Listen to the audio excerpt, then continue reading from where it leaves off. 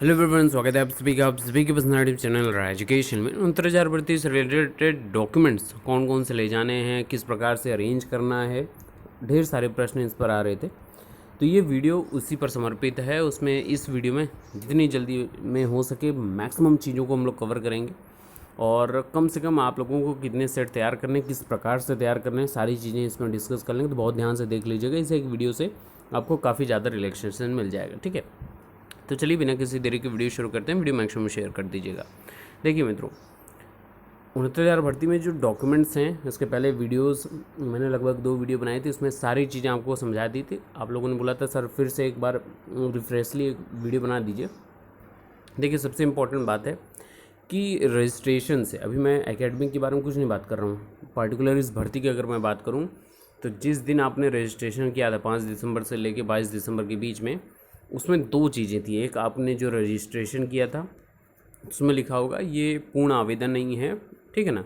और एक फिर आपने सबमिट करने के बाद जो कंप्लीट आपने जो डाउनलोड किया था वो प्रिंट किया था।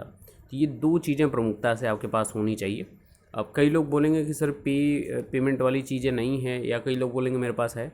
जिसके पास नहीं है कोई प्रॉब्लम नहीं, जिसके पास है बहुत बढ़िया, रख लीजिए उसको, कोई दिक्कत नहीं है, ठीक है ना। तो वहाँ तक की चीज़ें कंप्लीट हो गई। उसके बाद अगला जो टर्म आता है वो आता है एडमिट कार्ड का, ठीक है ना, प्रवेश पत्र का। वो उसके बाद आपने प्रवेश पत्र, उसके बाद ऑर्डर में ही, इस एक ऑर्डर में ही चलेगा सारी चीज़ें, ठीक है ना। इस ऑर्डर में आपने रख लिया प्रवेश पत्र को, एडमिट कार्ड को। एडमिट कार्ड के बाद फिर आपका क्या लगेगा, फिर आपके पास यहाँ पर 75 जिलों में अब क्रियाकलाप शुरू हो जाएंगे आपके, है ना। तो 75 जिलों की वरीयता सूची जो आपने दी है उसका प्रिंट आउट आपने निकाल लिया होगा, एक कंप्लीट वाला, दोनों सेम है लेकिन रख लीजिए अपने पास, ठीक है। ये 2 चीज़ें हो गई। इसके बाद अब आगे का क्रियाकलाप आपको क्या क्या करना है वो मैं दिखा देता हूँ, ठीक है। तो आगे जैसे पढ़ेंगे, यहाँ पे लिखा हुआ काउंसलिंग के समय प्रस्तुत किए जाने वाले अभिलेखों की सूची है, इसी क्रम में आपको लगाना है। ये काउंसलिंग के समय सारी चीज़ें प्रस्तुत हो जाती हैं। सबसे पहला रहता है जांच प्रपत्र रहता है, और ये शपथ प्रपत्र रहता है, ठीक है। ये जांच आपका, ये वेरिफिकेशन, ये जो होगा ये वहीं से संभवतः मिल जाता है, जहाँ से आपका वेरिफिकेशन होगा, जहाँ पर संभवतः डाइट पे होगा या किसी आपके पर्टिकुलर विद्यालय या महाविद्यालय में ले लिया जाएगा, ताकि उसका ग्राउंड आपको मिल जाए। कोविड का केस आप लोग देख ही रहे हैं, उसको ध्यान में रखते हुए सुरक्षा को, सोशल डिस्टेंसिंग का पालन करते हुए सारे क्रियाकलाप होंगे, जैसा आप सभी दिशा निर्देश में देखते ही रहते हैं। फिर इसके बाद आपको ऑनलाइन आवेदन, जो सबसे पहले मैंने आपको बताया। फिर इसके बाद फीस जना चालान का प्रति। अभी ये जिनके पास नहीं है उनको कोई भी समस्या होने की आवश्यकता नहीं है, परेशान बिल्कुल मत होइएगा, जिनके पास है वो रख लेंगे। अब यहाँ से आगे का क्रियाकलाप शुरू होता है, क्या क्या रखना है इसी क्रम में रखना है। देखिए, कम से कम 8 से 10 सेट बना लीजिए फ़ोटोकॉपीज़, एक ओरिजिनल का अपना हिसाब से, एक अच्छा सा अपना डॉक्यूमेंट को रखने वाला कैरी बैग कह सकते हैं, डॉक्यूमेंट फाइल कह सकते हैं। अपने ओरिजिनल जो डॉक्यूमेंट आपके जीवन भर की जो मूल है, जीवन भर की कमाई जो है, ये आपके डॉक्यूमेंट से ही हैं। तो इनको सुरक्षित रखना ये आपकी सबसे बड़ी जिम्मेदारी बन जाती है। तो उन डॉक्यूमेंट को एक जगह अच्छे से रख लीजिएगा, क्योंकि वो ओरिजिनल जो डॉक्यूमेंट्स हैं वो सभी सबमिट होंगे, वो सभी बीएससी ऑफिस में सबमिट हो जाएंगे। लगभग 1.5 साल तक मिलने वाला रहता नहीं है, क्योंकि इन सभी वर्षों में, 1 साल, अभी पिछली भर्ती की अगर मैं बात करूँ 68,500 की बात करूँ, तो अभी तक लोगों से बातचीत जो होती है तो वो लोगों को अभी तक नहीं मिल पाया है, और अभी भी आपके ये डॉक्यूमेंट की फ़ाइल मांगी जाती है।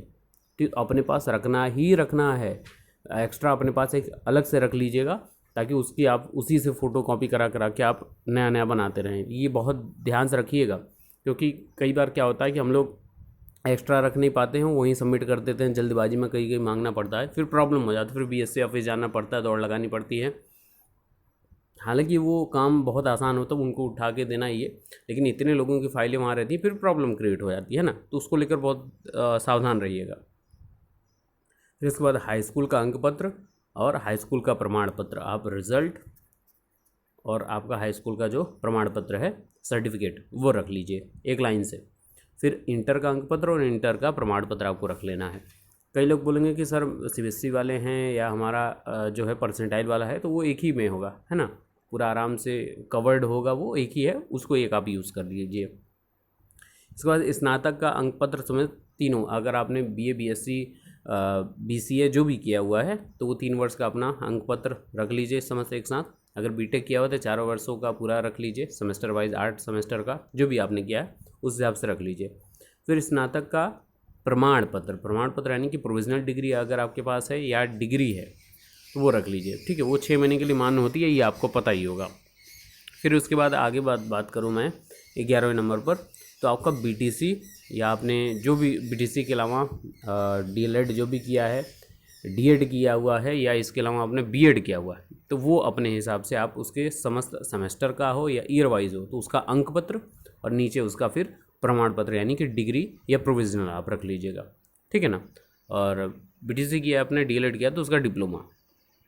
आगे आ जाते हैं, आगे है आपका कि अगर आपने यूपीटेट क्वालिफाई किया है या सीटेट क्वालिफाई किया है तो उसका आपको प्रमाण पत्र। अब कई लोग बोलेंगे सर यूपीटेट तो सही है, सीटेट वाले कहाँ से लेके आए? सीटेट के जो लोग करंट में पास किए हैं उनको डिजी लॉकर ऐप तो जानते ही होंगे, वहाँ से आप प्रिंट आउट निकलवा लीजिए, ठीक है।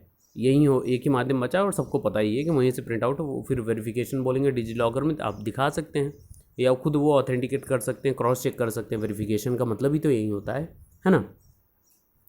अब यहाँ से आपके मूल प्रपत्र शुरू हो जाते हैं।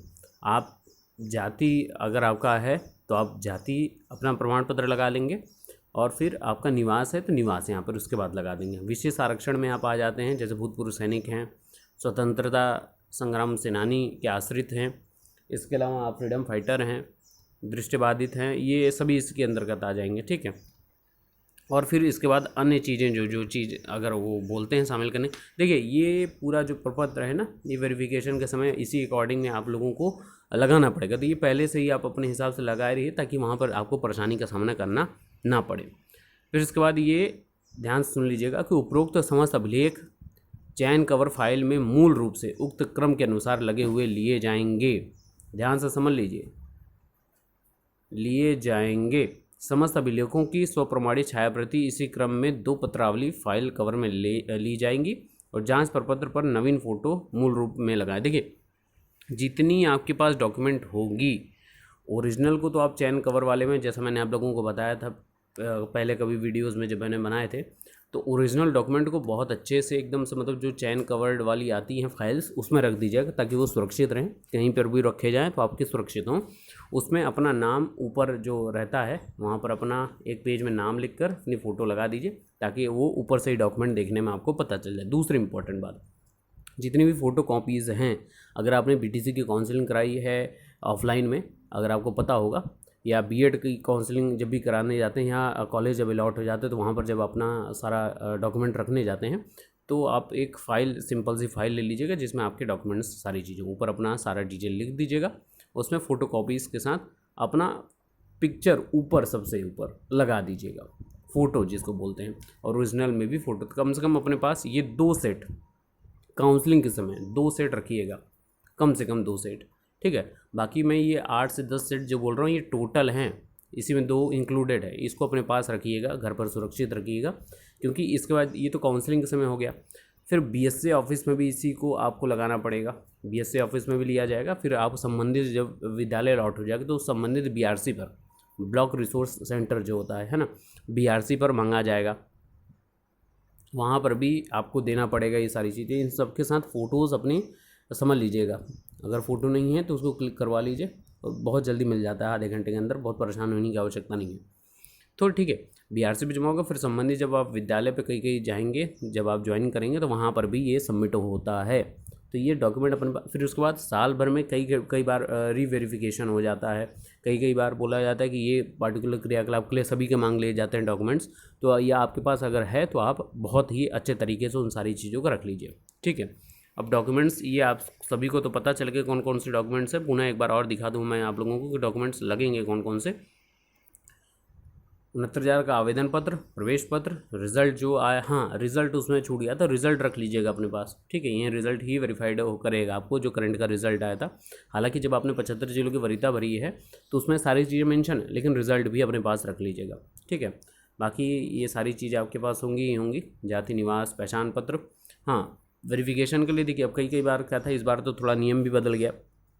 स्टार्टिंग में जब आपने रजिस्ट्रेशन किया था तो उसमें ID प्रूफ आपने मान लीजिए पैन कार्ड दे दिया, और इस बार ऑप्शन ही स्टार्टिंग में, हालांकि बाद में ये सारी चीज़ें ओपन हो गई 3-4 दिन के बाद, तो स्टार्टिंग के जो लोगों ने उन्होंने अपना निवास दिया है, तो आप अपने पास पहचान पत्र को लेकर पैन कार्ड भी रख लीजिएगा अपने पास, और पहचान के लिए अगर आपने निवास दिया, डोमिसाइल दिया, तो उसको भी अपने, वो तो आपका लगना ही लगना है निवास के रूप में, ठीक है। बाकी बैंक ड्राफ्ट, ये बैंक ड्राफ्ट हमने उसमें बात नहीं की। बैंक ड्राफ्ट को अच्छे से बनवा लीजिएगा। अगर मैं दिखाऊं आप लोगों को कैसा बनेगा, संभवतः इसको मैंने पिछली वीडियो में आप लोगों को दिखाया था कि इस प्रकार का बैंक ड्राफ्ट बनेगा, कुछ इसी प्रकार का होगा। आप किसी भी राष्ट्रीयकृत बैंक से बनवा सकते हैं, ठीक है ना, जो नेशनलिटी जिसको ऊपर लगी हो उससे आप बनवा सकते हैं। संभवतः मैक्सिमम लोग SBI से बनवा लेते हैं, पंजाब नेशनल बैंक से, जो राष्ट्रीयकृत बैंक हो, आप किसी से भी जो आपसे आसान हो, जहाँ पर आप सुविधाजनक हो आपको जाना, वहाँ से बनवा सकते हैं। सिंपली आपको यहाँ लिख देना है सचिव उत्तर प्रदेश बेसिक शिक्षा परिषद प्रयागराज।